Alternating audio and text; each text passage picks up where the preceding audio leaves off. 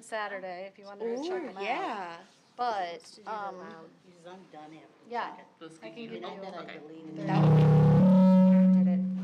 be, 80 emails. Sorry. this morning. that would be It fun. had to be done. And now we can do the Necessary volume. evil. Now you should be able to. Okay, do thanks. volume. Yep. Wow, that's a lot. So many buttons. Dan's pointing. Dan, you okay? Blow out your eardrums? Well, let's call this meeting to order. It is 5 o'clock. So the Village of Oregon Park Board meeting. So we'll first of all call it to order, and then we'll look for a roll call. Peggy, could you do that for us? Yeah, Knutson, Here. McDaniel, Here. Frisch, here. Herniman, Present. Miller, Present. and Ruwadi is absent this month. That's correct. Moving on to the approval of minutes. This is for June 10th, as we did not have a meeting in July. So that was all in the packet.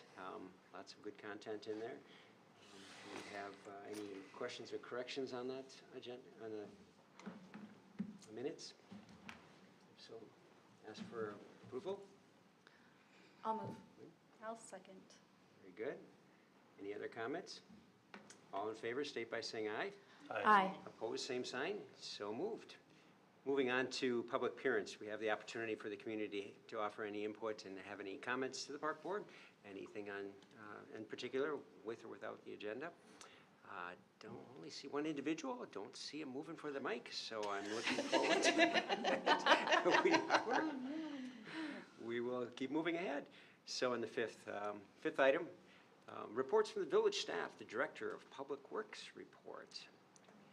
Oak Street, and then I'll pass it to you for the parks.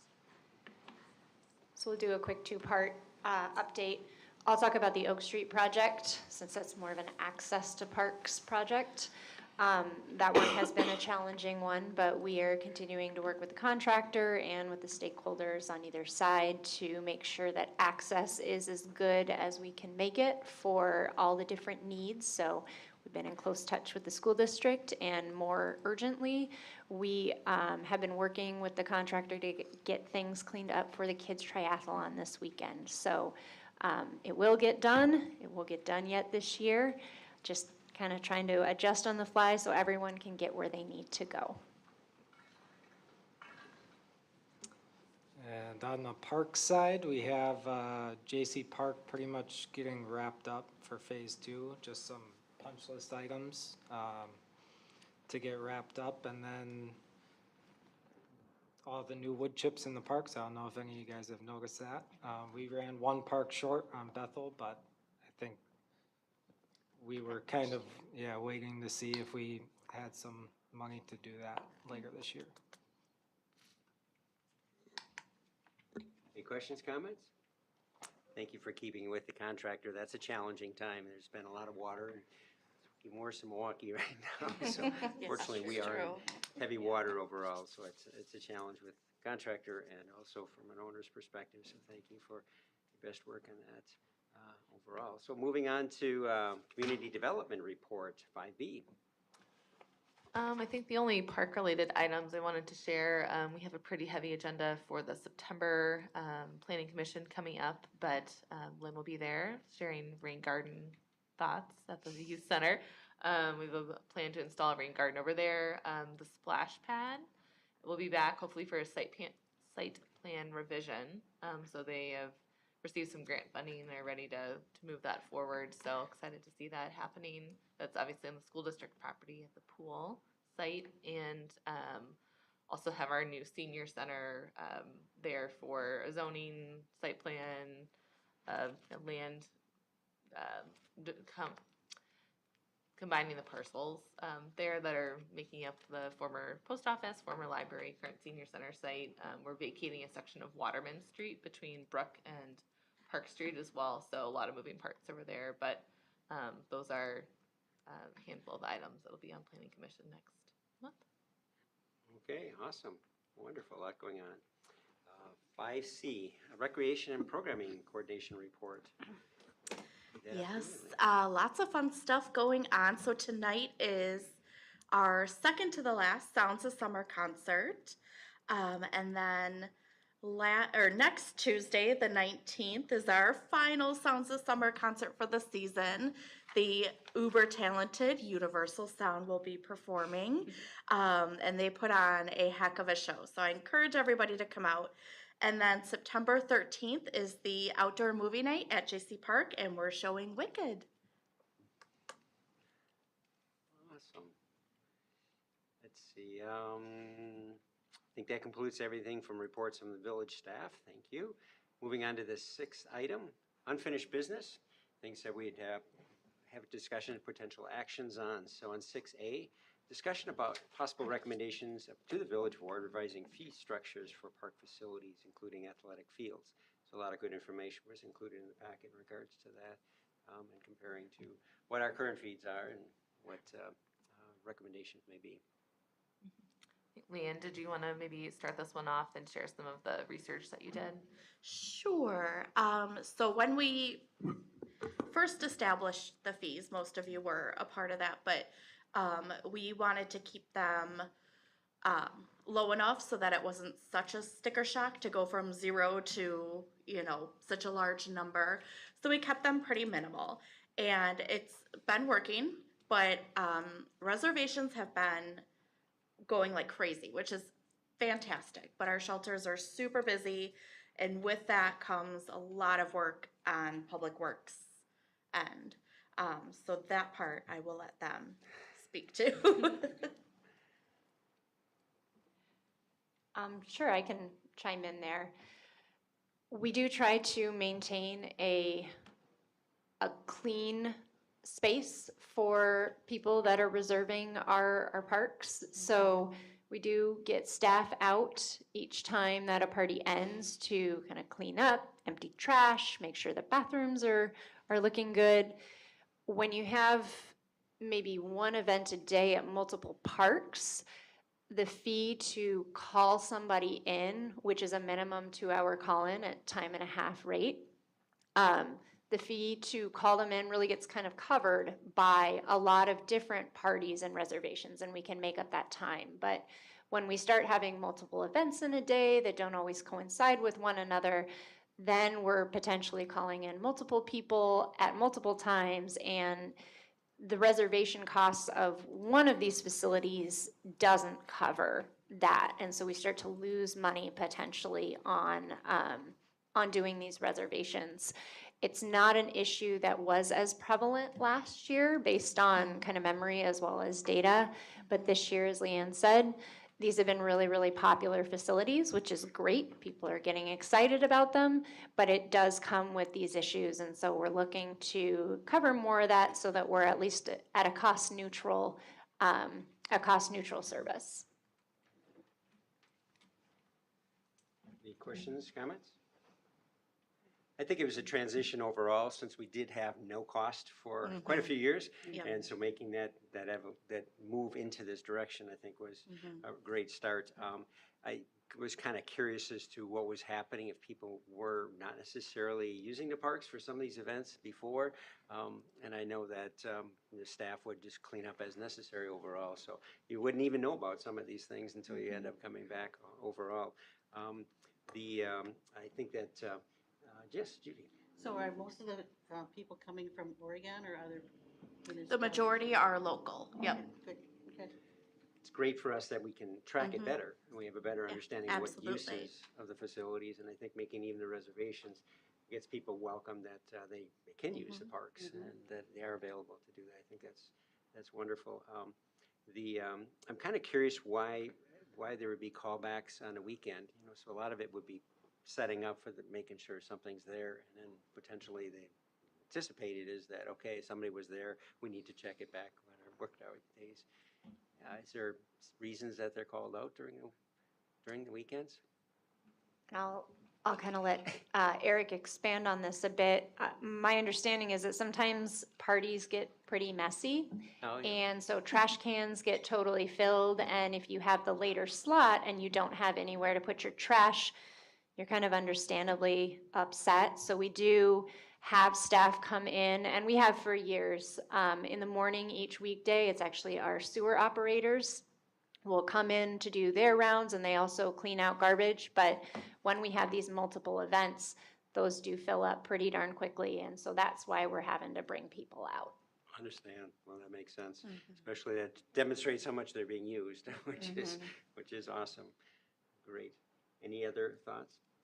There's lots of information about other communities, so thank you for gathering some of that You to are find out. When we originally were looking at this, we started looking a little bit around the different areas, but we knew that we weren't getting up to that limit overall, but did think we at least got something started and got something started on it. What did you think about the information that was in the packet regarding the other fees? And again, specifically, we're asking for those shelters where we're seeing the most activity. So Kaiser, JC Community Park, Hounds, Netherwood, to increase those fees. So 75 for residents, 150 for non-residents. I think we were kind of mixed on if we wanted to mess with the security deposit, because there's a little bit of administrative work kind of returning that to people, and we've done that with the community room. I think maybe we would start without it if that is Have you had acceptable, damages and then thus far? Anything like to that? the shelters. It's been pretty minimal, and the two that I was aware of were parties that didn't have a reservation. So even if they had made a deposit, I had no way of tracking who even was there. Right. Well, Could if be they didn't something have a added later. reservation, there wouldn't be no security deposit. I mean, this isn't gonna stop people from using Right, the exactly. parks. I mean, I would be fine, with those three shelters, just because they offer a little bit more to increase the fee structure for that. I don't think the security deposit, the additional staff time required for that would be worth it right now. Maybe down the road, if these things get even more popular, then we could look at that. I agree. I am not opposed to the increase. The two things that I gleaned from the information that you sent was, I think it's DeForest, has a really nice handout with an image of each of their shelters. I think that would be a great tool to have. And I also think that having a summarization, and maybe this is somewhere and I just couldn't find it, of what a reservation gives you. Because I think as we increase cost, we may start to see more people just try and use these without a reservation. And I think there is a benefit to the reservation that people may not necessarily think about, right? So the watching of trash cans, the making sure things are set up. I have reserved park shelters in the past that I know for a fact those things haven't been done. So I think really giving credit to the work that our public works staff does when you reserve, I think could help explain as to why we need this fee, and potentially draw more people to using that instead of just risking it and hoping that they can have the shelter for an event. Other thoughts? I'm in favor of it as well. I do believe that there is an expense overall, and maintaining it and keeping it to a standard is really valuable. I do find it's kind of interesting as we look at some of the other locations, how many do have restrooms, so that's one, still a little bit of deterrent from the use of our parks for extended period of times, is that a lot of them don't have restrooms. And so it is something I think we got to keep in mind, because it does open up for the capabilities of using it for not necessarily bigger events, but maybe a little bit longer events. So it doesn't always work out. But I do think there's a little different.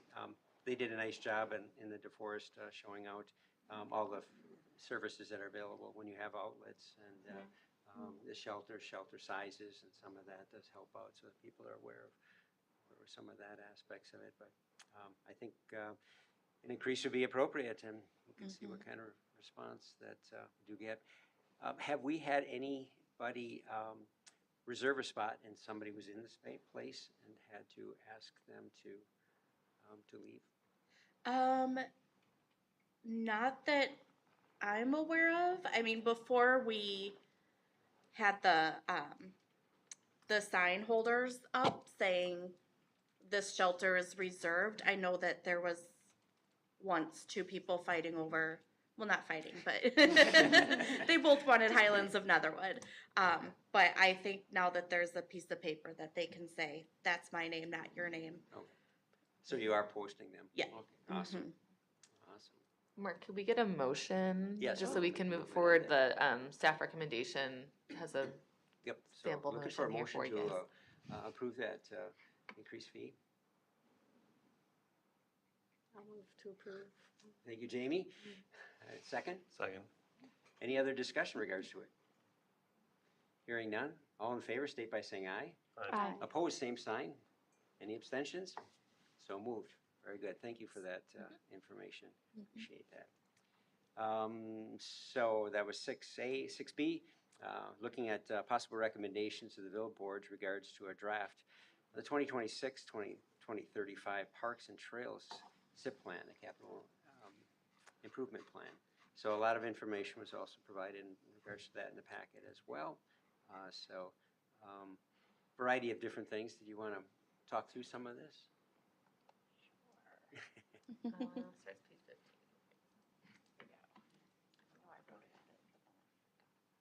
It's been a minute. Yes, it has. So,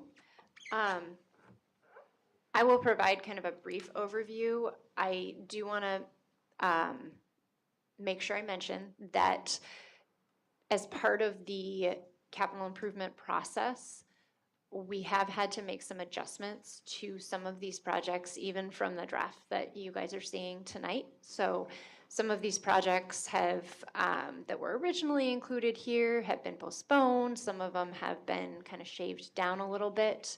And I can mention those when we get to that. But the goal of this capital improvement plan was really to prioritize projects that were included in the 2023 to 2028 Park and Recreation Plan, particularly in the near term here. So kind of focus on those recommendations and bringing some of those projects to reality, especially in this near term horizon. Another goal that we kind of worked together on is to really make sure we were prioritizing our neighborhood parks. So we have spent a lot of time and energy and money on a nice new community park feature, which is amazing. But we do have a lot of really popular, really neat community or neighborhood parks in our village, and we want to make sure that they're getting kind of that same quality of care and kind of refreshing that they need. And so we did try to make sure that we programmed those on a regular basis so that we are getting to those. A lot of them are kind of starting to age out of their infrastructure, and we're looking at trying to clean that up a little bit.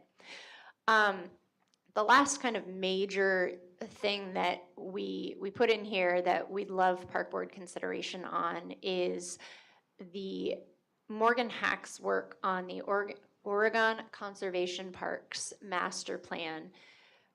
We wanted to translate all the work that she did and the implementation recommendations that she put together that were so well considered and well phased. We wanted to try to turn that into an actual, very rudimentary, but an actual actionable plan with some rough numbers so we could start to figure out how much is this work going to cost, how might it be arranged over a 10-year horizon. And so this plan includes kind of our first step towards turning that plan into a true plan to meet all of her recommendations over that 10-year period. Past that, there are project worksheets for each of these recommendations included, I believe, in the packet. And I'm happy to answer any questions as to what's in there.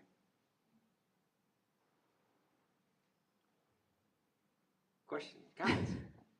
I'll jump in just on a few things. All right, thank you.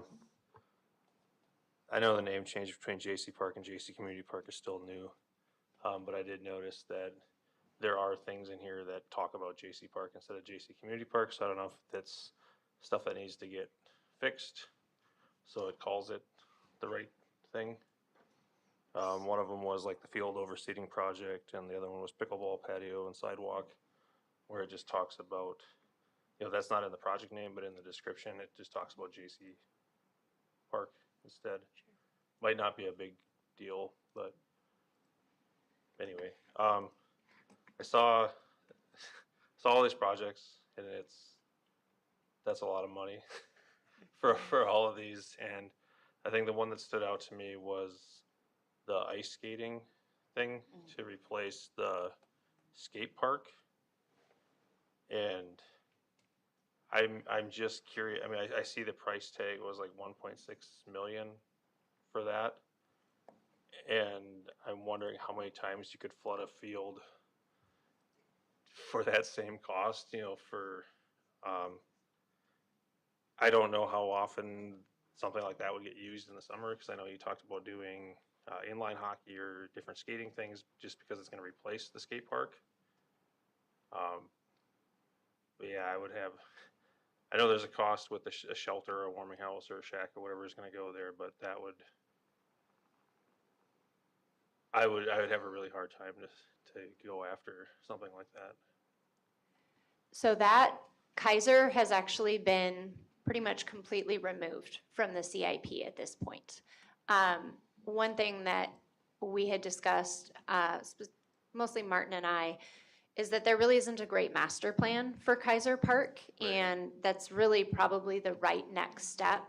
And it really should probably follow kind of work on the downtown area and the senior center. And so what is in kind of CIP 3.0, I think is what Martin calls it, is some money in the early 2030s for a master planning effort. So just 60 to 70,000, I think, for a master plan. And there's nothing in there for any capital plan or capital improvements at this point. So we'd want to wait and see what a robust community engagement effort would tell us is needed and wanted at this park, because that could be very different from what we envision today, and even what we see, if we asked people 2 years from now. So that's kind of the direction that we went with that one, is to take those out. Yeah, I think that's a good idea. I mean, I think some people might have sticker shock. I mean, after paying what's going to probably equate to $10 million for JC Community Park, for a park that a lot of people will never set foot in. Not saying that it's not a good asset to the community. It's just seeing some of these things, some of these prices for some of these other projects. I mean, I like the focus on all of the neighborhood parks, the new playgrounds, the new solid surface, new paths connecting things. I think that's really great. The other thing I noticed, just the west side conservation parks, now that money is spread out, over the course of 5 or 6 years, as opposed to one lump sum. And then we can get into that discussion with that master plan later. Those were just some of my thoughts on this. Lynn? These ladies have been waiting for this because they know I've got to be in my bonnet about a couple of things.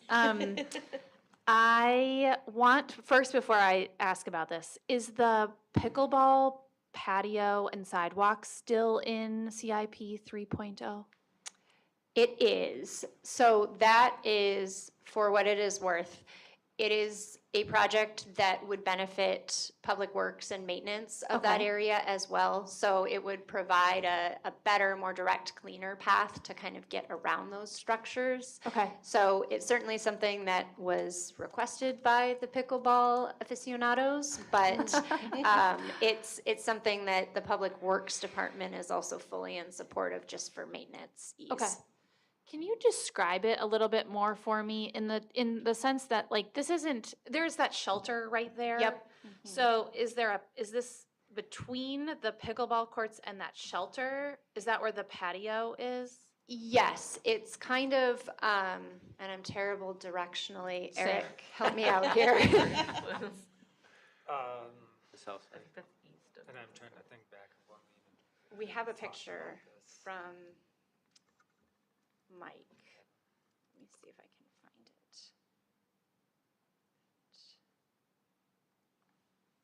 I apologize. I did not come prepared enough. No, you're No, fine, and that's I'm okay. springing this on you. I definitely could have given you a heads up. I guess what I'm trying to do is understand the layout and what kind of impact that has for the shelter Yep. and those who are using the park. Because it seems as if, and maybe I'm wrong about this, but that patio would be sort of designated for the pickleball people, players.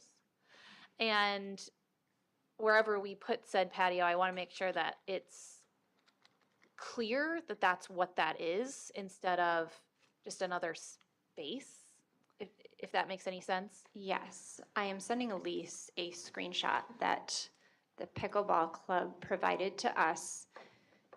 It just kind of helps visualize a Okay. little bit.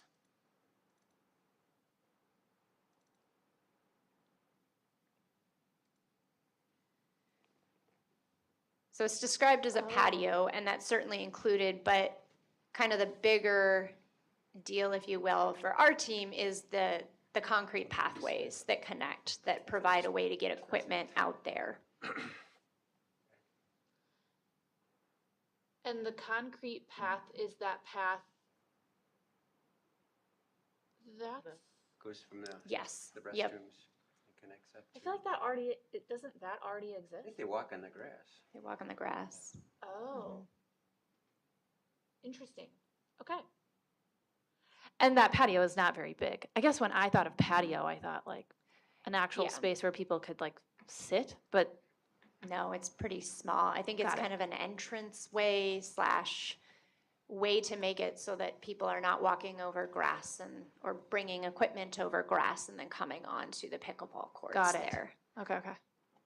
Okay, thank you. That's really helpful.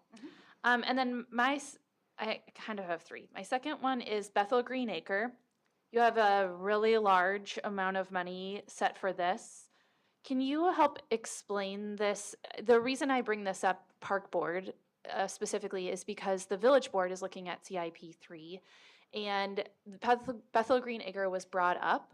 And so I know for a fact that some people on the Village Board are kind of looking for Park Board's reflection on this as to whether we think this is where it needs to be in the CIP. So I'm wondering if, Lauren, you could give us a brief description of some of these.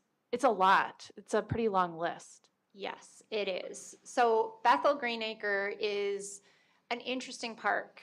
It is kind of at the intersection of very outdated equipment and a very popular park. Certainly for that neighborhood, but it even almost straddles the line of a bit of a community park too. I know that people come in from out of town, our family being one of them, especially when the kids were younger. And it has that parking, that on-street parking space to really allow kind of those bigger events were there, facilities to support them. So a big chunk of the money right off the bat out here is putting in restroom facilities, which we don't have. We do have a porta potty out there right now, but this would be a permanent restroom facility.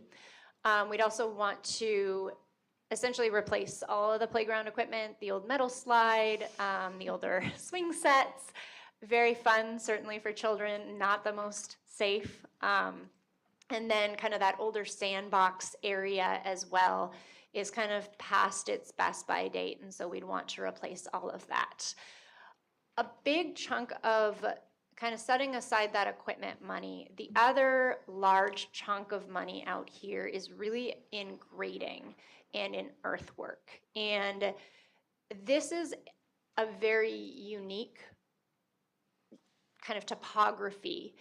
And one of the big opportunities out here is this area is not, it's very wet, it's not well traveled, and we still mow it. So it takes a lot of time to mow, and it's really not being used. And so this would be a great opportunity to at least consider some kind of stormwater detention area and more of a natural kind of prairie planting to go with it. So we could kind of slow down a lot of the water that is coming under the railroad track across north along that parcel just to the south that remains undeveloped, kind of capture that In big events and during smaller events, we would still have it be at least partially dry.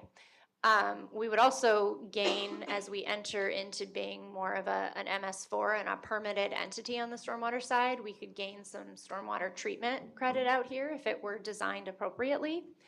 And if we were to go to more of a prairie planting, we could really cut down on the maintenance that would be required. We wouldn't have to be doing mowing out here. Another benefit of doing a project like this is that there is grant funding available for urban stormwater quality projects, such as this could be. So while it's expensive, some of that provided funding holds up, especially at the county level, could almost certainly qualify and be a good contender for a grant opportunity like that. So that would cut down significantly on some of the cost, as well as helping the village meet some of those mandated goals that are going to be coming into effect likely within the next couple of years there. We raised that topic a couple of years ago and said, there's a lot of space. Why can't we do something? We were told, no, it's not feasible. That's what we were essentially told. And so that's why it was somewhat of a nice surprise, because you did see when water was pretty heavy, their water travels all through that area. It's a strange component because the town of Oregon also connects up into that Yes. area, right? Into that space as well. But if we could utilize, it'd be great. And if you found an avenue that it actually satisfies some of the stormwater management, that would be wonderful as well.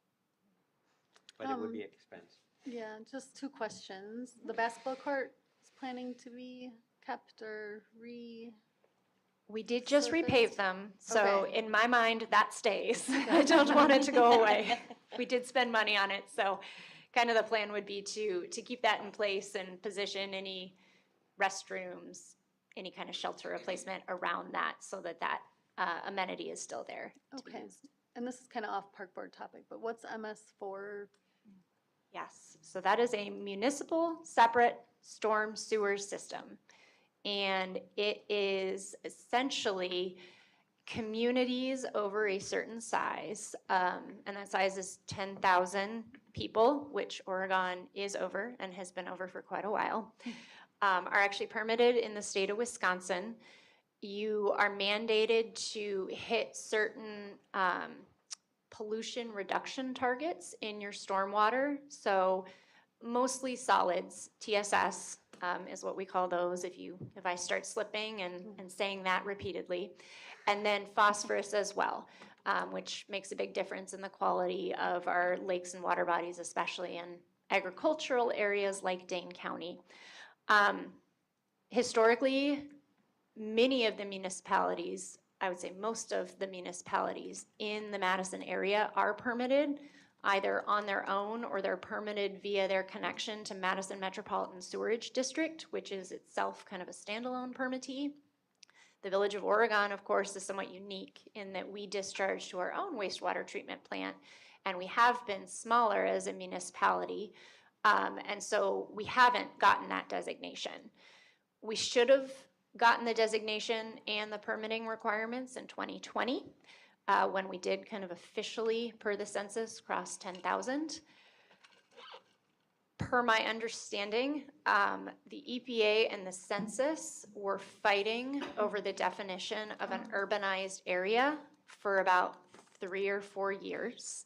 And then, once they made their decision, that got passed to the DNR, which tends to take a little while to get out updated permits. They're just, like everywhere, struggling to find staff. The staff they have are great, but there's a ton to do. And so we've been told by the DNR over the last couple of years, it is coming. You're absolutely supposed to be this already. We are making all our plans as though you are, but we haven't gotten that official designation and permit yet. So we know it's in our future. We want to start taking steps to think as a permitted entity, but we don't have the label yet. Thank you. Quick follow-up question. So this natural prairie area, people won't be able to walk through it, correct? Like it will sort of close off that space in the sense that it will actually be more natural instead of mowed. I mean, I'm guessing that we mow it, not a lot of people use it. This is sort of the same thing. We're just not going to mow it. We're going to let it be natural. Yes?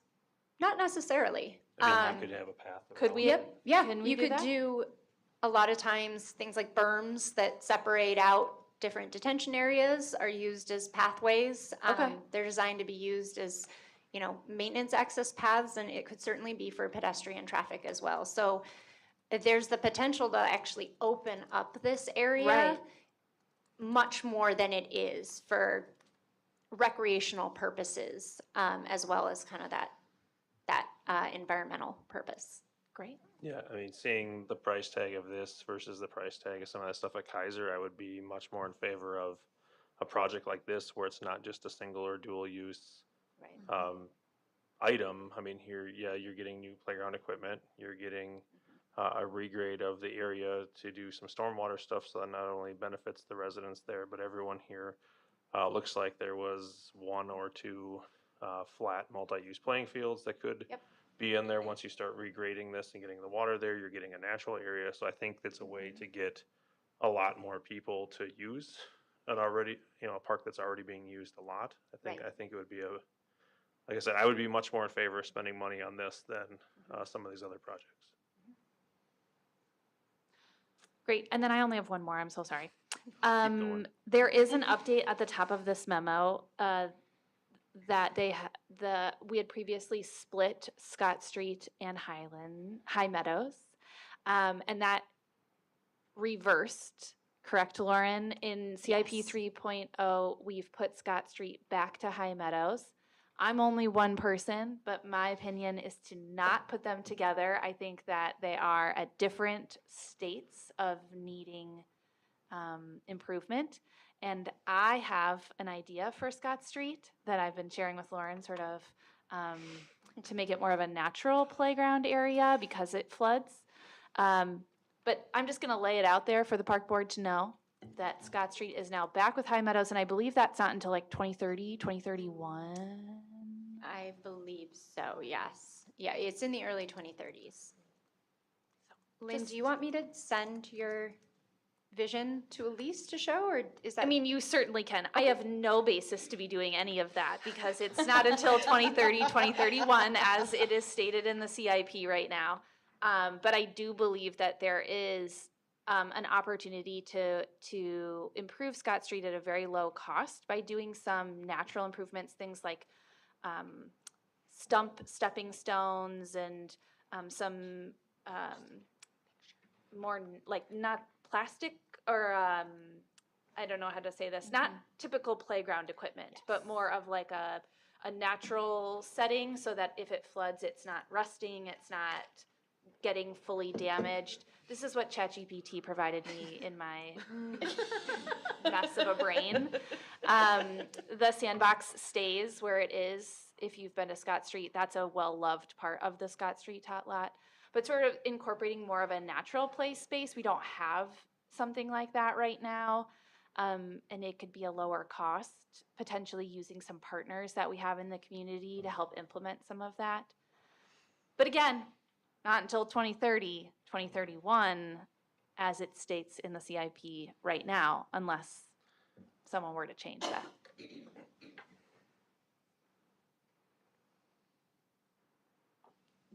So I'd say a few years ago that we really, as a park board, didn't have much of a vision as to what we were going to do with the parks. And we didn't have a whole lot of money. Maybe we get $300, $600. We plant a few trees. That was probably all we ended up doing. So this evolution, moving into and having a plan, is pretty awesome. I do think that we have quite a few parks relative to our analysis of looking around the other areas. So I thought that was very positive that we had a really good representation as we moved past that threshold 10,000. But I also recognize is that we were kind of behind on a lot of our parks. So I think they needed a lot of improvement. So I think having a plan like this is really powerful. I still would look at kind of managing how quickly and how much we invest into this is going forward. And I think we raised the standard pretty high in some cases that we would just want to maintain that. So Highlands of Netherlands was really, Netherwood is really pretty top notch, and we got the JC Park, Community JC Park is now pretty awesome. But I don't know if we also always need to move as quickly, but I think it's great to have a plan and have some ideas, but I also recognize we have to move on that. You know, some things you can't always fulfill. I like the idea of having some of the neighborhood parks improved upon, because there are some areas in certain holes that in the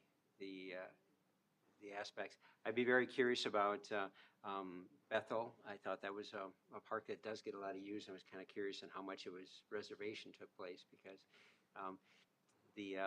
there's other ones that are out there. There's some hidden parks that are out as well that we just kind of we overlook it. And the fact is that these parks are used all year round. It's not just summertime. I love really those wintertime activities. I met a mother and a child at one point when they were chasing out trying to find the snowflakes, and she's like, I've never been to some of these parks. This is great. And they were having a ball with it, and that's what it should be, is all year round, is we should be able to do all of that. So I think having a 5-year plan is really difficult to be firm and stuck in that, but it's great vision. So I like your ideas. Do think we have to keep working at it. I think it's a really tough one to be able to move forward and investing that amount of money for hockey, outdoor hockey, where our climate is very challenging. And looking at it from mechanical systems, if you're saying if you're going to try to freeze water at that time of year, I'm looking at what mechanical systems are necessary. It's quite an expense overall. I don't have any particular areas. I do think that we got to keep looking at as we go forward, and supportive of putting the budget numbers out there. I do struggle with Gary Dish Park and doing a complete irrigation on it. Part of it is that we have had some pushback in the past, the park board, about some of these neighborhood parks having athletic activities, and you start adding in and you start talking about 15 players and on both sides, and you talk about refs, and you talk coaches and families, and where are they parking? And we have 7 spots. So, sometimes it's just fine. It's pretty temporary, but there's been other ones that really had voiced concerns about lots of kind of parking. We've had to strategize when they could park. You know, should we just have them park on one side of the road and other things? And that could potentially be an issue with the Gary Dish Park as well. You put a really nice facility in, and you end up starting to have practices every night for a couple of months, and you end up having games and kids start and people running between yards and other things. So some things we got to keep in mind overall. But I like the ideas of looking ahead. And the Morgan project, I think, is awesome. I think that's great to be able to identify it. I'm a little apprehensive about putting it as the plan for us overall, as much as it is a comprehensive perspective of it. And so she was just helping us really understand that property and understand the challenges of it. I think we take that port out and then we start identifying what we can do, because there are some things, just getting rid of invasives and some of the burning that she was really recommending. It's like, that's really a good start for us, is just to do some of that aspect of it. It'll uncover some aspects of it. And then looking at growing it, because that's a large territory, a lot of area that people are using. I think that awareness could be really good overall. But I do like a lot of what's out there. So are we looking for an action in particular? Can I jump in here real quick? Just touching on something you said, Mark, about that Gary Dish Park. I mean, this kind of goes back to what is the park classified for use? You know, is it a community park? Is it a neighborhood park? And until we find this magic land where we can put all of the sports fields in one central place, I mean, I know they're going to be used, you know, where we have flat spaces where it's available to play. But I guess it's just being aware of what the classification of the park is and how much use it would get. I mean, because there's people. I mean, we had that neighbor. What was it, a year ago? that stopped in that was just kind of a little frustrated that there was so much soccer being played, you know, in his backyard.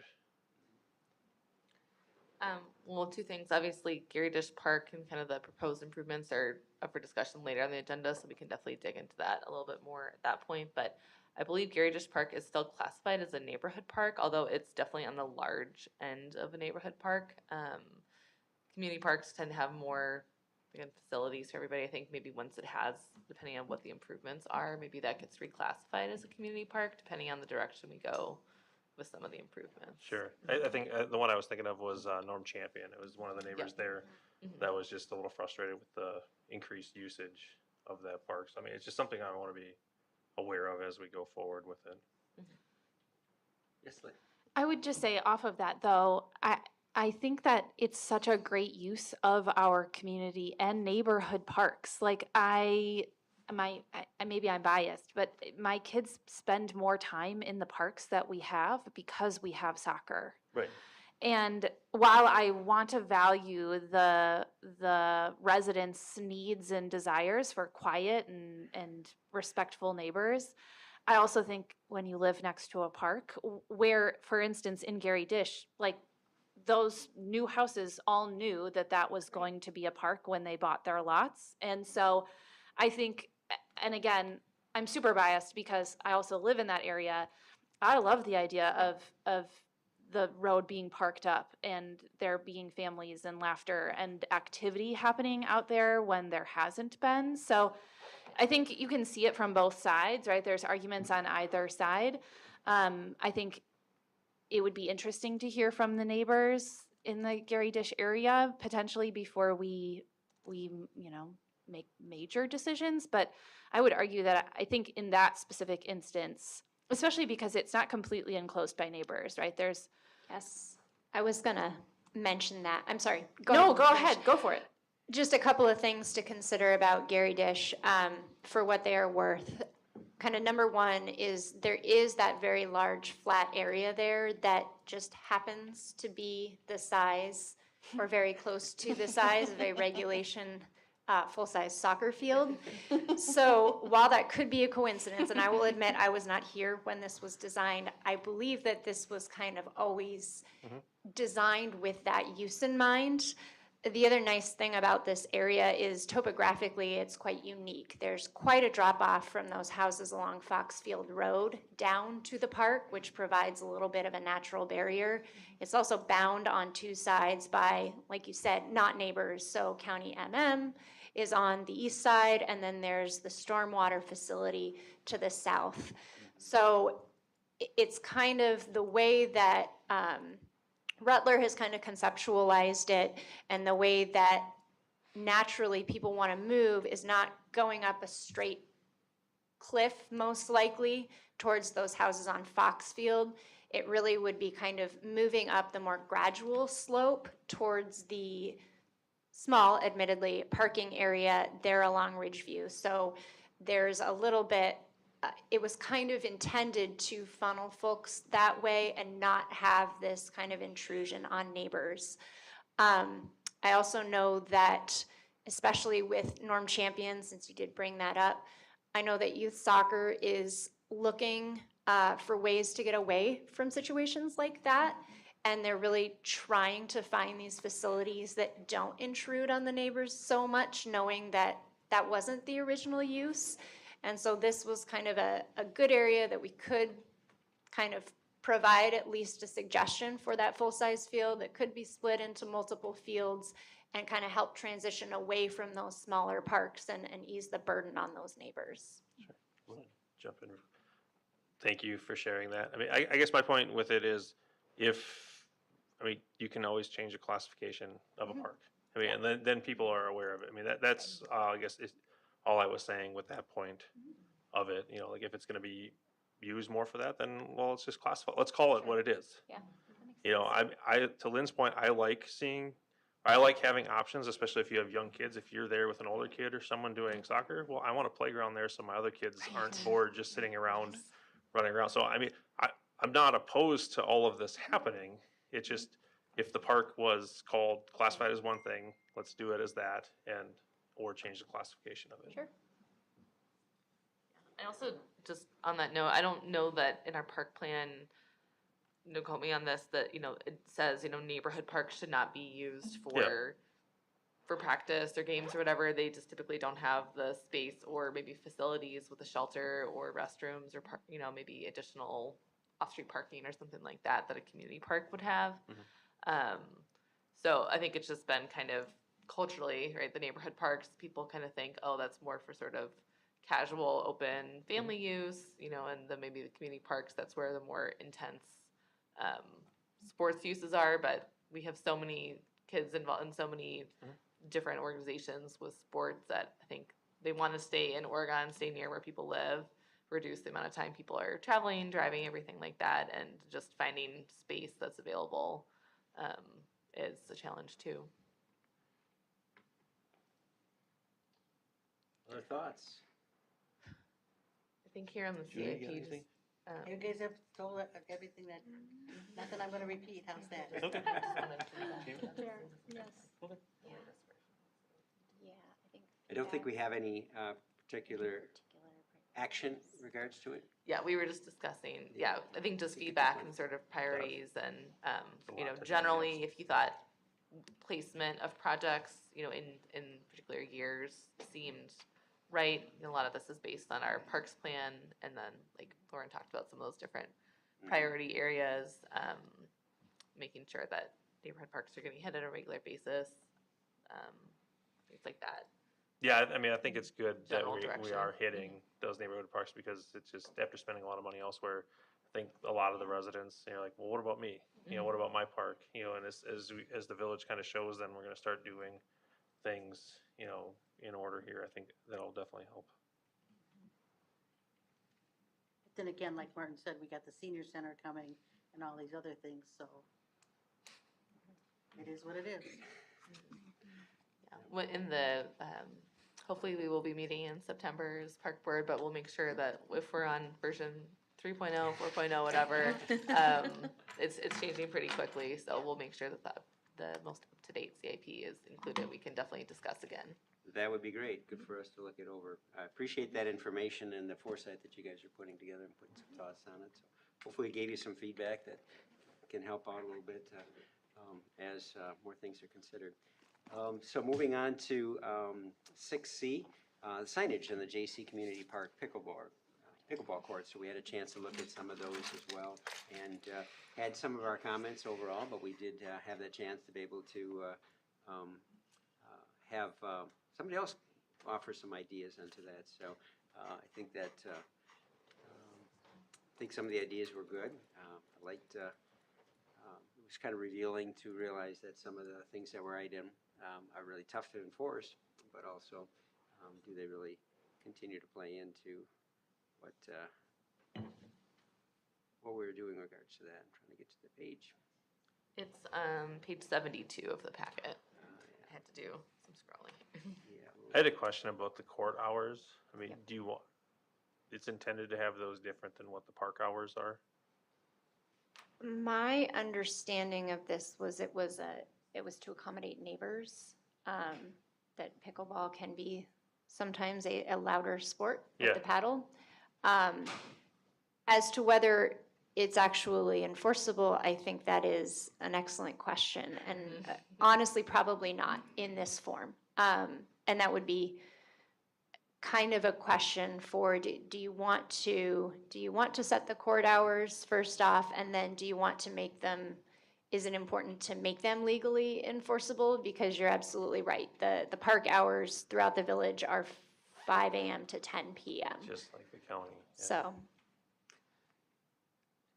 If I can weigh in, I think it's okay that there are different I think it's okay that there are different hours. I don't think we need to enforce it, but it is actually interesting maybe to list the why there as to why we have a suggested hours, because I didn't think about that until you said it, and then I was like, oh yeah, that makes a lot of sense. Like, we want to be courteous to those neighbors, and so, suggested court hours are something in respect, out of respect for our neighbors or something. I think people will understand that, and I would hope abide by that in understanding why we did that. Yeah, I think you get more tie-in or, you know, Yeah. buy-in when you Yeah. give someone a reason why Sure. they should do something, and that way they can understand it. I mean, that was my big takeaway from this. I like all the other subtractions. I think the rest of them are pretty good. It was just the court hours is what I got stuck on for some reason. Sure. Well, and no food or drinks is kind of, I mean, more of a please don't bring food or drinks, because I'm like Gatorade, power bars, like, I don't know. What's in Is your it water really gonna bottle? be? Yeah. Right, yeah, Like, is again, there is it no food? enforceable? Like, That's- I don't know. My I mean, under- I'd see that and roll my eyes. That was right for the patio. So I mean, are all the bags staying outside of the fence? You know, it just, we could go really crazy. Well, yeah, with so this, why, yeah. I don't know. In talking to Ross Rettler, that particular item, because I had exactly the same question. I'm like, if I want a sports drink, are you gonna check my water bottle? He said that it was a court maintenance issue, and he kind of pushed back pretty strongly when I suggested maybe not having that be a thing. So there is that nice shaded area between the courts there with tables that folks can eat there, but he was pretty adamant that getting sticky stuff on courts and any kind of food could cause that the lamination to kind of start to fade quicker than it otherwise would. So just for what it's worth. So then what defines the court? Is it everything inside the fence, or is it everything where the actual play surface would be? It would be the play surface is kind of the intention is the painted surface there Sure. is trying to protect that. I was just thinking about the enforceable nature, like Yeah. the court hours of 7:30 to 9, like, I don't know, just Yes. suggest it. Mhm. Yeah, strong suggest, I don't know. I don't really care, but I'm just saying, like, if we're gonna. What's the condition of the courts right now, surface conditions? Ross's opinion is that they are, they're starting to show age at a rate that he would expect. It's pretty standard wear and tear. We did walk it through with him at the end of May, I'm sorry, this year, and found a couple areas that are maybe a little bit more progressed than we'd like to see. And so we actually did order and have received a patch kit, I believe. So we got the patch kit, they forgot to send us, there's like a special type of sand that gets mixed in with the paint that acts as a filler.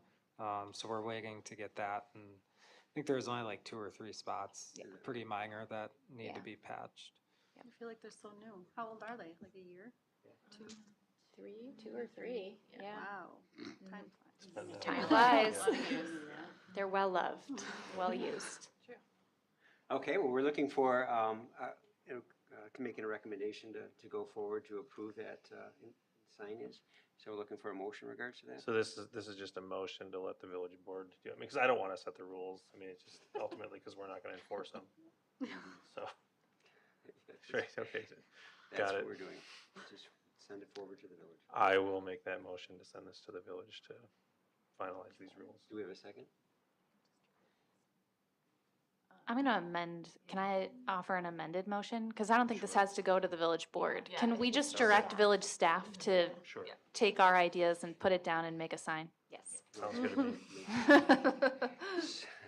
So we'll just have it as an action item for the staff in regards to that, so. Perfect.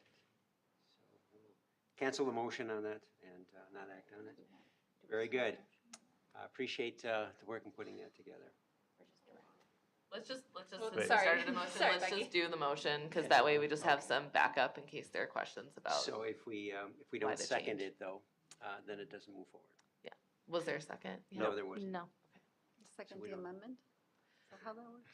There's a suggestion. So, yeah, the motion is to recommend or direct staff to make, changes to the signage Okay. for in that line motion. with the comments discussed. Okay, so instead of The village amended board, we're gonna- motion.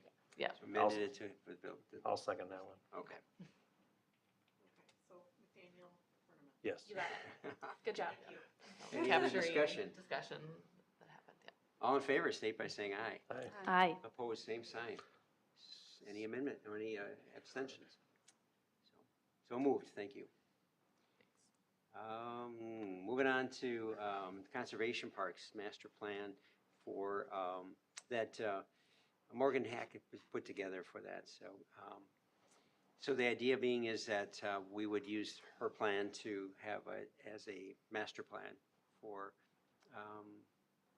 for the village board to utilize for, okay.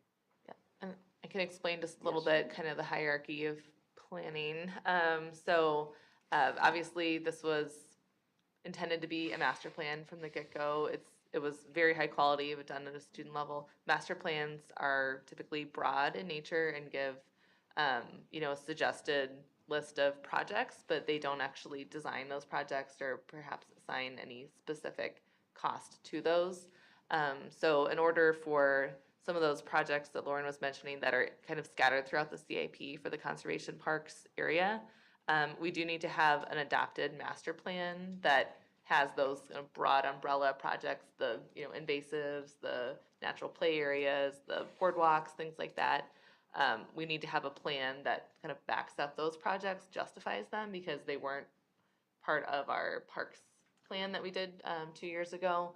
And in order to make sure that we're eligible for things like state grants for some of those projects moving forward, we need to have a park board approved master plan for all of our park areas. So definitely intend that when those projects get closer in the CIP, the boardwalk or the playground or whatever, we would likely hire a civil engineer or a landscape architect to do that work. So you can see in the CIP, it's usually planning 1 year and then the actual project budget the next year. So I know there was just some discussion back in June when you all met about kind of the role of the master plan and the specificity that it provides. So just kind of wanted to explain that's how other things work in, our parks plan or comp plan, the downtown master plan. They're just ideas, they're suggestions, but then you have to kind of take it to the next level of now let's actually design it and figure out what does this look like in place? What does that actually cost You have to have as a some later budgeting step? onto that, and then the costing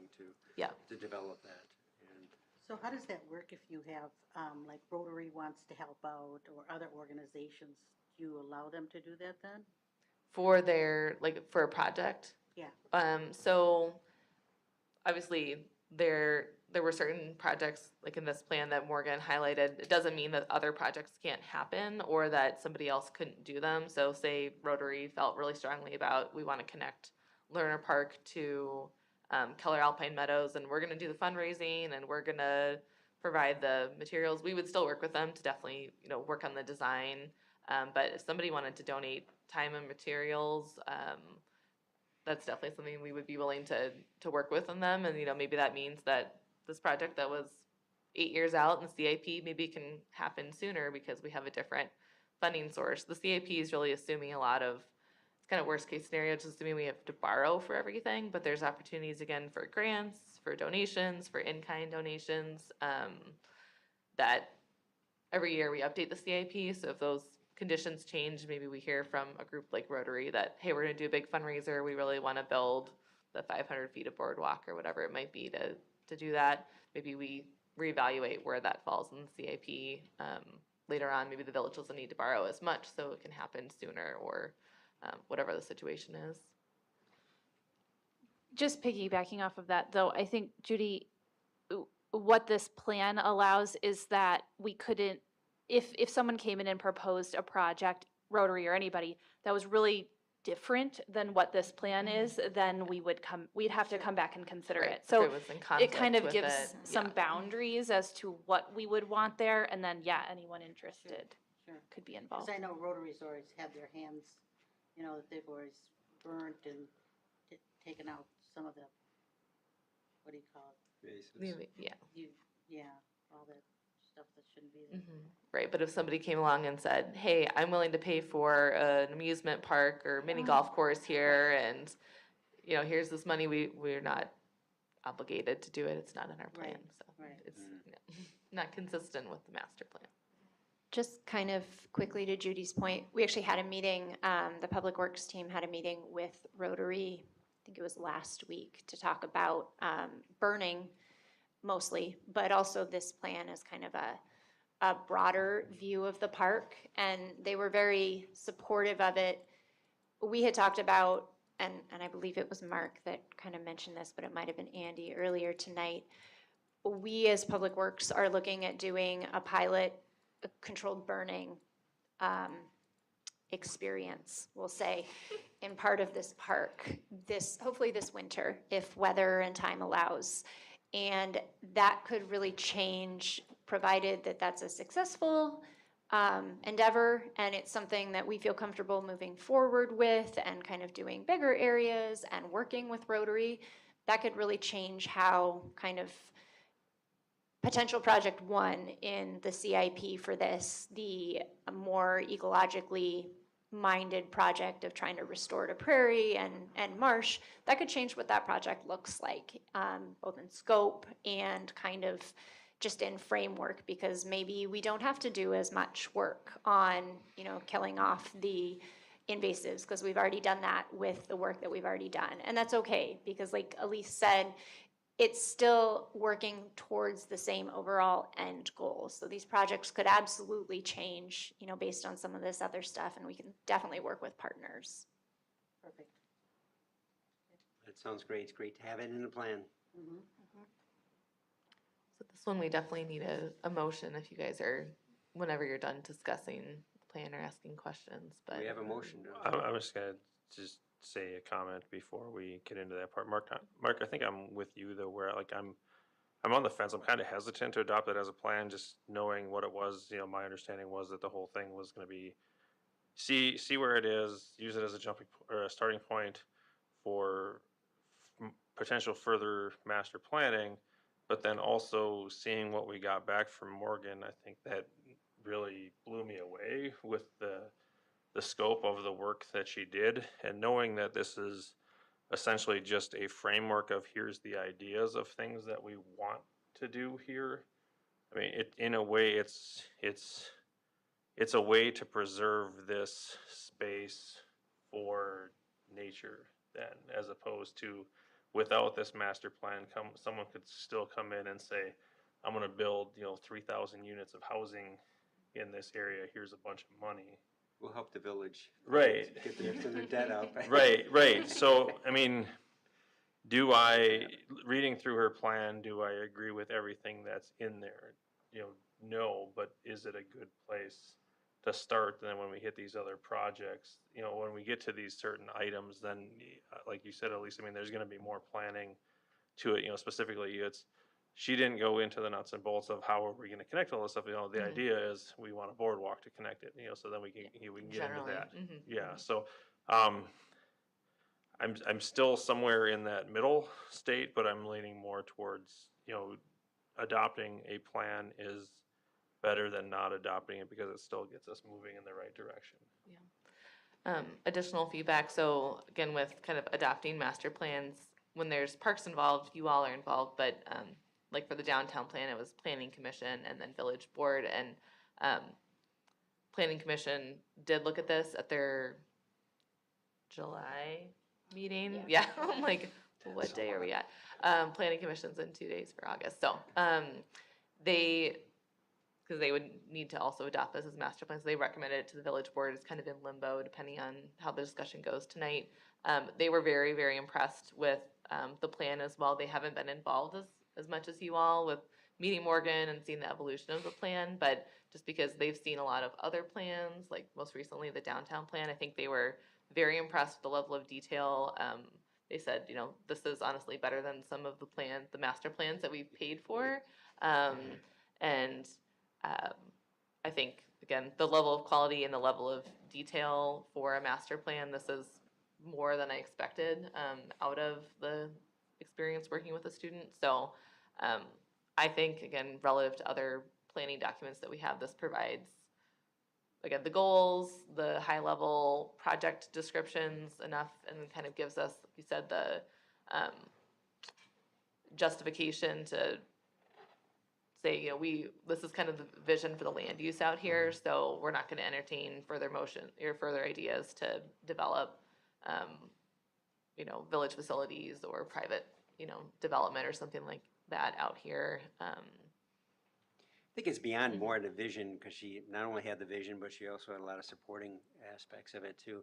So if you break it down, she did have information about the individual areas, even to the conclusion of a parking lot and, garden area, but also breaking it down into a lot of other ones, parts and pieces. We know that it's certainly funding is going to be one aspect of it, but what's going to be the priority and what the changes are going to be and what's happening. So I think it does give enough of that plan and that advancement of a vision that also action items that we can utilize that hopefully can support granting, saying that we have a plan. Lynn? I don't know if this helps you, Andy, in where you want to end up coming down on this, but I think the other thing that encourages me about this is how much community input she took with this. This isn't just Morgan's idea. This is 2 childcare centers that were in the area, the library, village staff. I thought she did a nice job of synchronizing a lot of different ideas for this area because Rotary has spent so much time within it. I think she really respected the work that they've done and the space that they, have tried to maintain for so many years and done a great job with. So I think that it's a plan that brings a lot of voices into one cohesive message. And at the end of the day, we can always change, we can always entertain changes, or if specific plans come to fruition that are a little bit out of what was suggested here, that's still obviously something that the park board gets to consider. But I think in terms of setting the direction, it seems as if this is something that those neighbors and those who have stake in this area felt good about. Especially if Rotary seemed happy.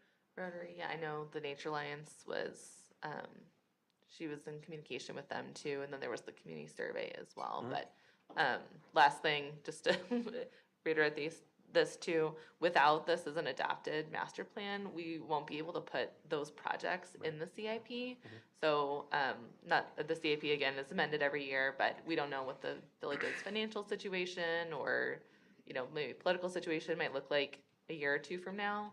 So again, not that they're protected forever, but I think having them in the plan and knowing that that's coming, that's a priority for implementing this plan.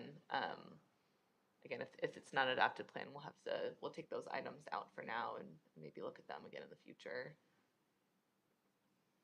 Okay. Do we have a motion to approve it? I'll move to. Do we have- Motion it to move it. Do we have a second? Am I allowed to second it? Then I'll second it. Do we have any further thoughts? I think it's a great thing to move forward and really supporting that, that we do have some vision and we want that to be supported by being a part of a CIP. Let's call for a vote. All in favor, state by saying aye. Aye. Aye. Opposed, same sign. Any abstentions? So moved. Great, thank you all. Good discussion. Moving on to new business, 7. Discussing possible recommendations for the village board for a revised scope of the work for the Rutler Corporation, improvements at Gary Dish Park. So we did go ahead with Rutler to put some things together, and we have that in the packet as well. What page is it? All right, let me get just a sec. 213. I was gonna say, I'm just gonna jump to the end of the packet and go backwards. Right. Yep. Otherwise, it's gonna get everybody motion sickness from the clicking. It's been known to happen, so. Okay, let me just refresh my memory here. So, yes, back in February, Park Board did approve a scope of work for Rutler to start some initial design of Gary Dish Park improvements. And then there's been an update to the park plan that's been included in the CIP. I think it's still in version 3.0, the kind of expanded scope, which we haven't had an opportunity to really discuss with you this summer yet, just due to our meeting schedule. So some of the additions that were made due to the grade changes that Lauren was describing earlier, we wanted to make sure that there is an ADA accessible path, not only to the playground itself. We did feel like getting all the way down to the field was going to be really expensive, onerous, and maybe not necessary, just for folks that might want to view a game or activity that's going on there. So there's a viewing area, kind of platform, patio space that's proposed adjacent to the playground area. There was also some drilling that was done, and there's quite a bit of bedrock out there, not surprising due to the topography. So some fill material would be needed to anchor the playground, to make sure that it's actually going to be stable there, and then with the surfacing as well, and then some grading around the park for stormwater purposes was also suggested to kind of improve flow for the area. That was some suggestions from residents as well as just observations now that that area is kind of settled and out of the construction phase some more. And then lastly, and I'll have Lauren and Eric talk a little bit more about this, but they took a look at the our CORP, our outdoor rec plan, our park plan, and saw that, again, multi-use, those full-size multi-use fields, we have little opportunity in our parks to have space for a field like that. And the grass has been growing in there over the last like year and a half, 2 years. It's not great, and definitely room for improvement would be needed if we wanted to see a higher level of use for that field for sports uses. So they put together a scope with Rattler that had irrigation, some additional topsoil to kind of cover that irrigation, and then the new seeding that would be needed. So the Rattler scope, they actually haven't billed us yet for the original scope because we haven't done that much work on it. So we don't really need to cancel that one and do the new one. We just would adopt a new scope if you all were in support of this expanded scope of the project here.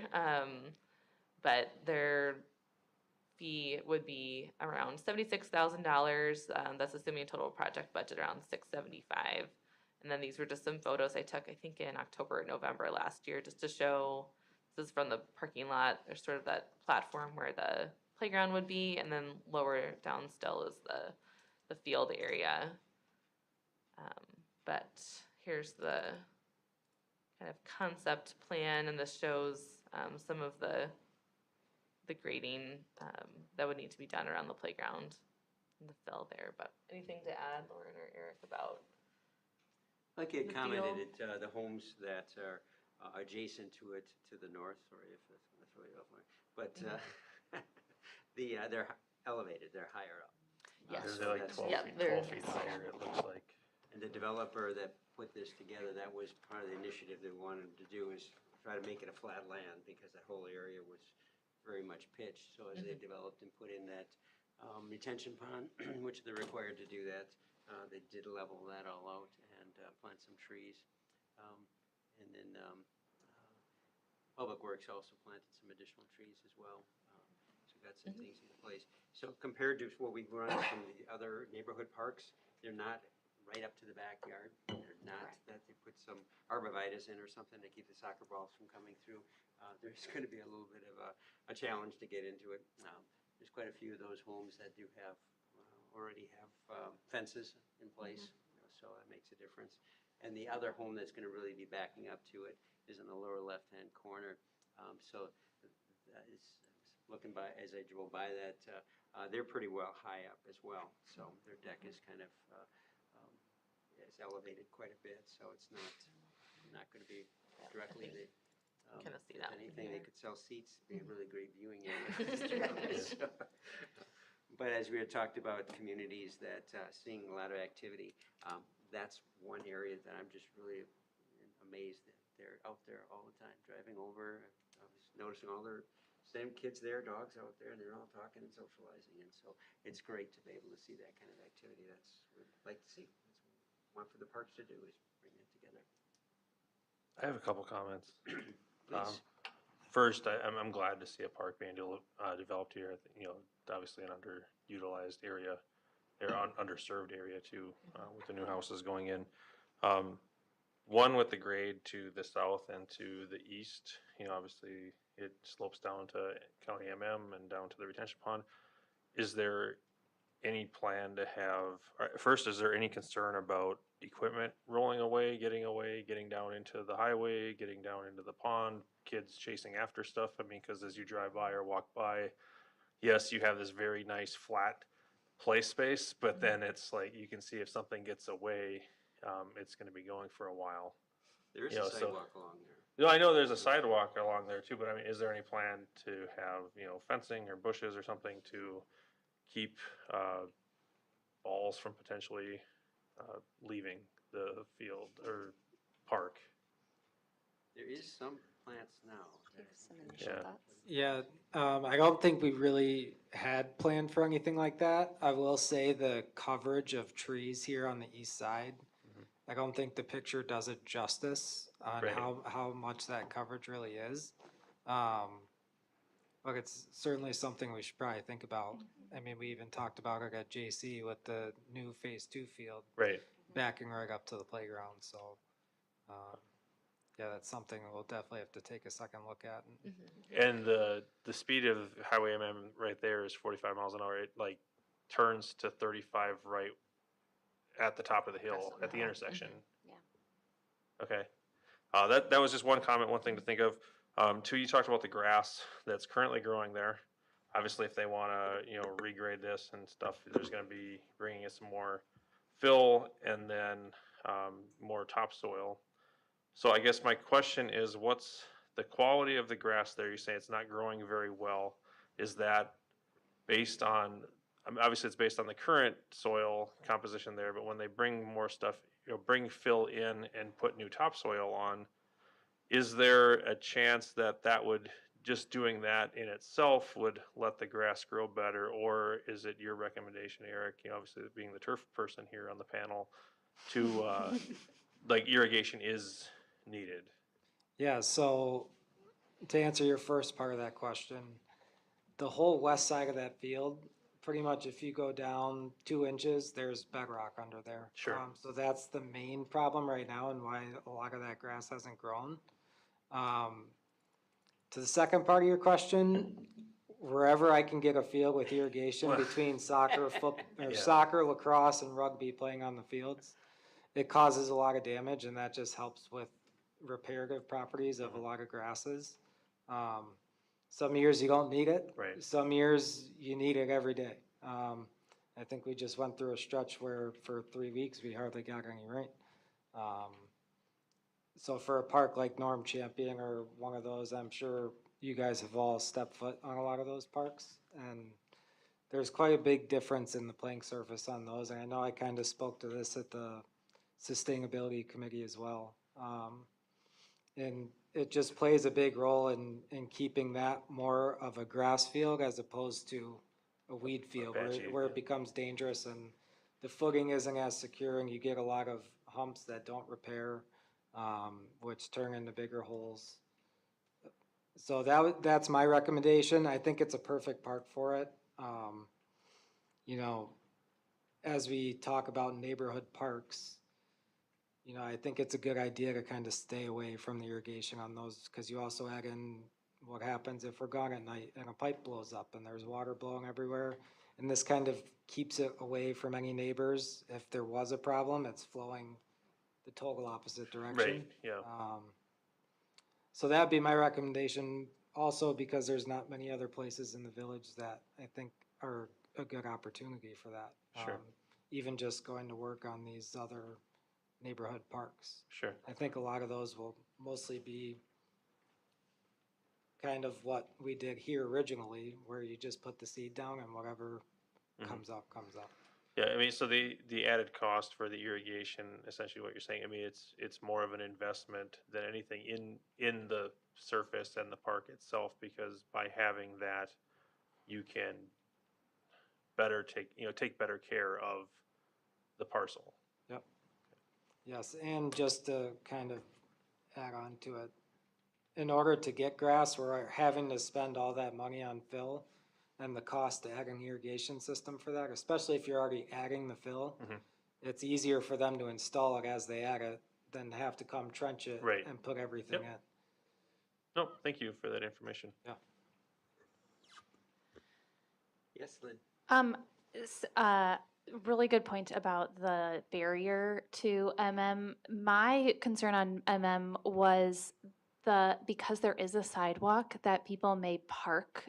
So if we have a soccer game or something, I think we just need to think about like signage around this area if we do implement this, because I could see people park on MM, which would be a terrible idea because people come flying over that hill. But because there's a sidewalk, it looks as if it is sort of a residential area now. And I want to be really careful not to have people getting out of cars and walking through that side. So that was my one concern on that side, but I didn't think about soccer balls, which is a very smart idea. That was the first thing. I'm just thinking about my Years errant ago, children who are yeah. running around. And then my only other comment is I really appreciated in the timeline resident feedback. This neighborhood has been waiting and waiting, and I know they have lots of ideas, maybe too many ideas, for what that playground should look like. So I think that it's good to build that in.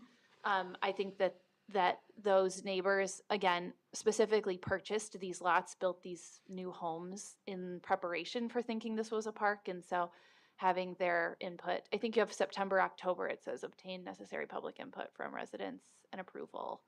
I'm assuming that that's sort of like a neighborhood meeting. Yeah, and obviously that might shift a little bit since now we're in Sure. August, but yeah, definitely, I think we were thinking maybe a neighborhood letter would get distributed, have a separate neighborhood meeting that's maybe outside of a park board meeting, but invite you all to attend, just to be flies on the wall, listen into the discussion, and then let the neighborhood know that kind of further design would get run through park board if they wanted to look at the packets or come to any meetings, but get feedback on, and I've received some emails about either particular colors on playground or playground equipment types. I think it'd be helpful to understand, what are some of the ages of like residents and their kids in the area. Talk a little bit about maybe the thoughts on the field. But yeah, probably mostly focused on playground and design, but just so that they feel included. And yeah, you're right. It's been a really long time coming for this neighborhood. You want to talk, Eric? Please. Love to get your input. Thank you. Eric Anderson. Do I have to say anything else? Address? Address typically, but. 567 Cherrywood Drive. Just to follow up on a couple of things, I'm sure this will not come as a shock to anyone here, but the Oregon Soccer Club is fully in support of this plan. As Lynn was pointing out, I think it was several years ago when somebody said to me, hey, what's up with the new field going out in this new subdivision? And I had no idea what they were talking about, and they sent me to a website where there was a soccer field drawn in this area. So I think much like, and this is going back quite some time, but I think much like the fields at High Meadow, I think this is what had been planned, a field like this in that area.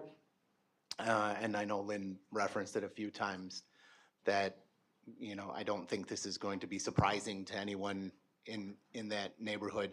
I would point out, and Andy, I certainly understand, and I think Lauren referenced it, like Norm Champion, we use that because we have to. I know, yeah. If we didn't have to, we wouldn't be there. We do understand not all of the neighbors, but some of the neighbors very much do not like us there, and we have tried very hard to address their concerns. Yeah, but again, if you wouldn't Yeah. use it, no one else would use it, so it's that balance, yeah. Yeah, not, we've put a lot of energy and resources into trying to be good neighbors Yeah. there. But this said, this park and setup is much different. It does have more of kind of a High Meadow type feel, and even better with the houses raised up above it. I would point out that I don't think you hear many complaints from the neighbors at High Meadow about us. I think we get along very well with them. I do remember, I've been doing this quite some time, I do remember one or two complaints that we had to deal with, and we did. They But moved. What's that? They moved. Yeah. And I'll knock on wood now. But, you know, we have tried to address any situations that come up in those cases. At Norm Champion, it's just been more difficult and it just hasn't worked. It's just been challenging. So Lauren's absolutely right. If we could go there and so, and the other thing that, as Lauren pointed out, this is a full-size field. There are not many places in this community where that would even be possible. Another one that just popped into my head when you guys were discussing it was Highlands of Netherwood, which does run right next to a, do we call that a highway? Is that a highway? Town Yeah, it's road 45 with Town very road, high yeah, I speed mean, limit. yeah, it is, and I know that's why lacrosse does not like to play there. We had talked to them about it initially, the plan is that we would take it and lacrosse would take it, that we would trade off. And they said, no, there's no, we don't wanna play there because the balls will go into the road. I've been to a lot of games there, I can't remember any going into the road. Yeah, it's a little different though too, because It is. it's all kind of the same Yep, grade. It's It not is. a You're- drop off. You're here. totally right.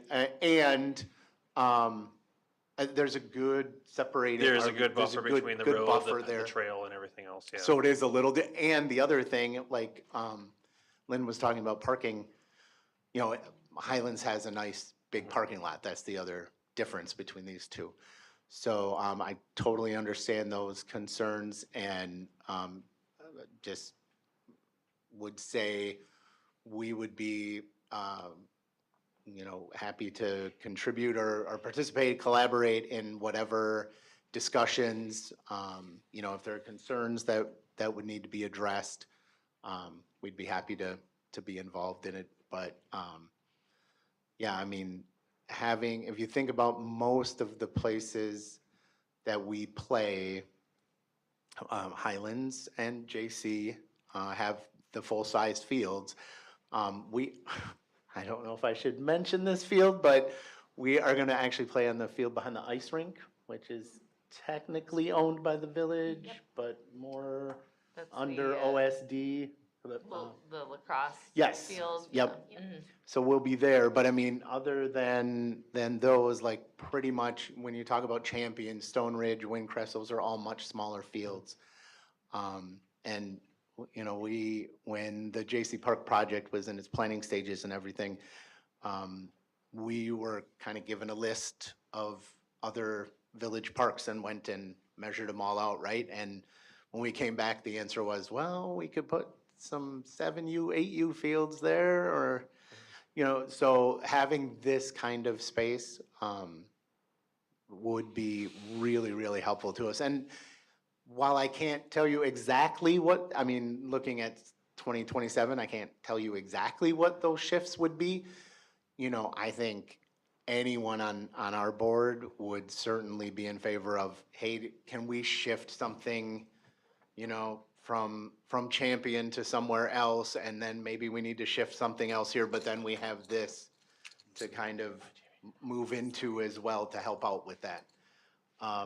So I would hope that it would be a situation where we would be able to remove ourselves from a place where we do encounter some issues. But if anybody has any questions, I'm happy to help. I just wanted to speak in favor of this and offer our assistance with anything we could. If rugby, you know, again, we work well with rugby, we work well with lacrosse, whoever we need to work with, we work with. So, like I say a lot, you know, our kids play soccer, yes, but they also play rugby and football and lacrosse and baseball. And so we work with everybody and happy to collaborate as needed. But if anybody has any questions, happy to answer them. Appreciate your input on it. I think Good. it's really valuable to understand that significance. All right, thank you. Yep, thanks. Thank you. I mean, I think developing, I mean, like multiple people have stated, I mean, the intent with that space was pretty clear from the start. So people building homes there knew it wasn't something that was added later. I think having a field here is going to be a good way to relieve some of the pressure that is put on some of these other parks that weren't intended for a higher use. So I'm good right now. Any other comments? So we're looking for an action to submit to the village board for the action steps. So their quote in here at multiple phases to this. How much are we putting a recommendation forward? So there's a lump. Yeah, I did have a question about this. We have 25,000 for planning, 702,000 for implementation for Gary Dish on the CIP.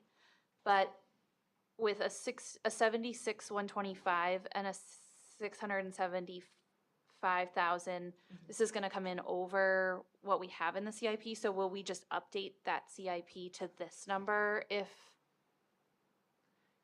Yes, I think, if you wanna jump on this, but I think the like Rutler costs would be split definitely over 2 years since the construction cost and observations in a lot of those numbers. So for next year, CIP 3.0 does include the updated number. Oh, I see, okay. And this year, I've been plowing through the budget, as so many of us have been doing, and found that there's actually $60,000 allocated to the Conservation Parks Master Plan that we never used because Morgan It's free. did not want to $0. charge us for anything. So this actually, Elise is completely right, that a lot of this, I wouldn't say a lot of this, I'm sorry. Some of this money is in construction observation, so we would not pay out Rutler's full 76,125 this year, but we do have that flexibility in the budget to be able to fund the design portion, even though it is higher than was originally budgeted, because we have that cushion that we were intending to spend and then spent none of it, so. And to be able to follow the schedule for getting it out for bid. Right, yeah, that's another reason to kind of push this forward. We're trying to get those documents out to bid before the holidays so that we can be in a better bidding market and then have a chance to actually get this built next year so kids can play on it sometime in 2026.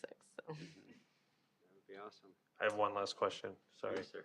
I know the village spent an awful lot of money to sod Highlands and Netherwood to get that playable faster. What is the idea or hope for this? So that is something I've actually reached out to a sodding contractor up in Coloma to get some prices. Just to give, two different looks on what it's gonna cost to seed and what our realistic timeline for that is. And how much it's gonna cost to sod and what a realistic timeline for playability is on that. You can't grow grass faster?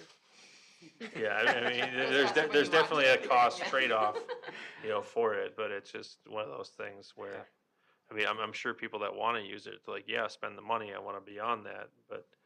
Yeah, me- and for me- sodding's gonna speed you up. I mean, if you get out in the spring, you're probably looking at, once that sod's laid, a month and a half before Right. it's ready to play. As to our opposed seed, to you're a looking for season. probably 4 months and then having to go in after and maybe touch up some stuff Yeah. with additional seed.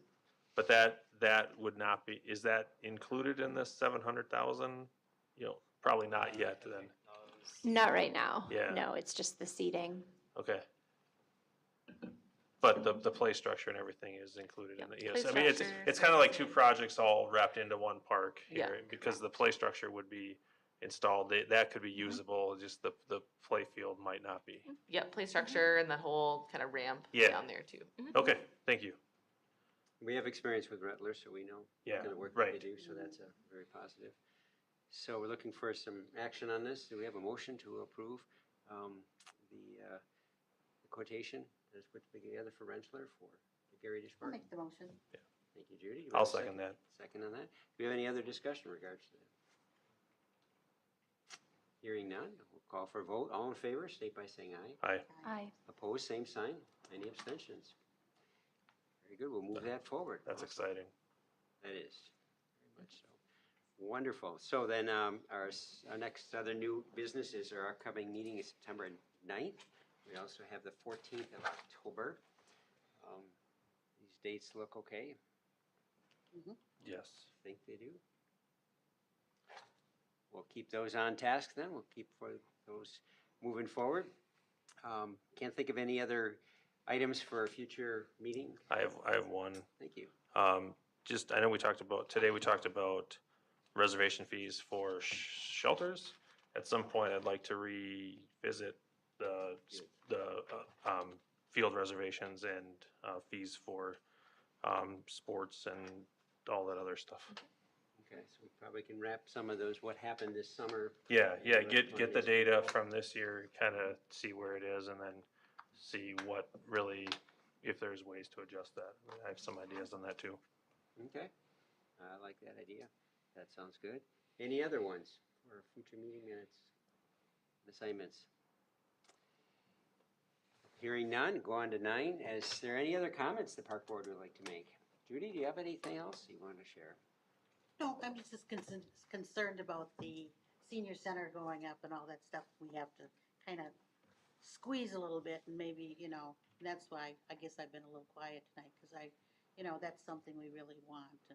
And I mean, not saying we don't want all this other stuff, but you and I have been on the board forever and we know we had $300 to deal with. So it's like, to go with too much money might be, There's a big change coming from somewhere. yeah. Lynn?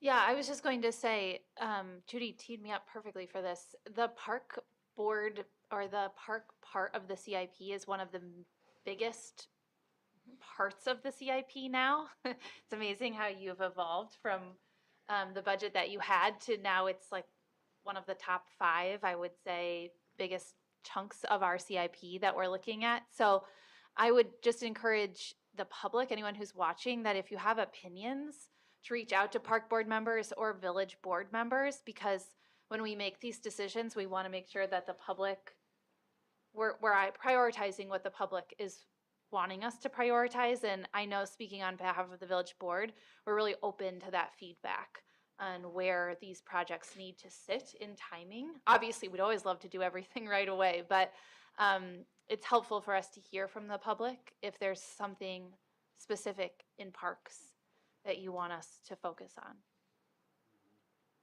Yeah, that great recommendation. Andy? Nope. Hearing none, I know that Anderson Park did a recognition for Jeff Olson, and I think that was pretty powerful for what he has done for Anderson and likely some village in regards to that. So I'd like to just recognize, because I think he's a strong proponent of keeping things right in our village. So sad to see him in passing, but other than that, we'll call for adjournment. I'll move. A second. All in favor, state by saying aye. Aye. Aye. Opposed, same sign. So moved. All right, thank you. Thank you all. Thank you. Thank you, guys. When I was on the board, where do we plant trees for $300?